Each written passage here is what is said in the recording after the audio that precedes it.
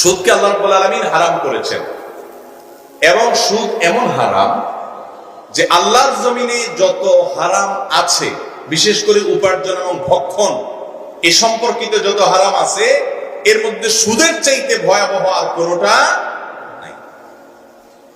এত জঘন্য যে নিজের আপন মায়ের সঙ্গে জেনা করার চাইতে জঘন্য। কত ডেঞ্জারাস এবং কত ভয়াবহ আবার চিন্তা করেন। এই অপরাধের শাস্তি আল্লাহ রাব্বুল আলামিন তার রাসূল সাল্লাল্লাহু আলাইহি সাল্লামকে দেখিয়েছেন। তিনি অপরাধের শাস্তি দেখেছেন, মেরাজে তাকে দেখিয়েছেন কিভাবে সুদের কারবারিকে শাস্তি দেয়া হবে। পাথর নিক্ষেপ করে রক্তের নদীতে হাবুডুবু খাবে সে, শাস্তি দেয়া হবে। এবং এই সুদের কারবারি কিয়ামতের দিন পাগলের মতো, মাতালের মতো, উচ্ছন্নের মতো সে ব্যক্তি সেই কিয়ামতের ময়দানে উঠবে, হাসর হবে তার, সে পাগলের মতো মাতলামি করবে, সবাই দেখে বুঝবে এটা সুদখোর ছিল দুনিয়াতে। এত জঘন্য, এত ভয়াবহ অপরাধ। এই অপরাধটা এমন অপরাধ যে অপরাধের ব্যাপারে আল্লাহ তাআলা যুদ্ধের ঘোষণা করেছেন, ফাআযানু বিহারবিন মিনাল্লাহি ওয়া রাসূলি।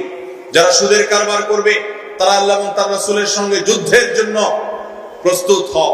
এত জঘন্য অপরাধ। শুকর খাওয়া যেরকম অপরাধ, মদ পান করা যেরকম অপরাধ, এবং এরকম আরো যে সমস্ত হারাম আছে, কুকুরের গোশত খাওয়া, অন্যান্য হারাম খাওয়া যেরকম অপরাধ, সুদ খাওয়াটা তার চাইতে বহুগুণ বেশি অপরাধ। আল্লাহ তাআলা আমাদেরকে সুদের এই হারাম থেকে বেঁচে থাকার তৌফিক দান করুন। সুদের কারবার যারা করে বাহ্যিকভাবে হয়তো টাকা পয়সা কামাতেও পারে, কিন্তু এই সম্পদ তাকে দুনিয়াতে কখনো শান্তি দিতে পারে না।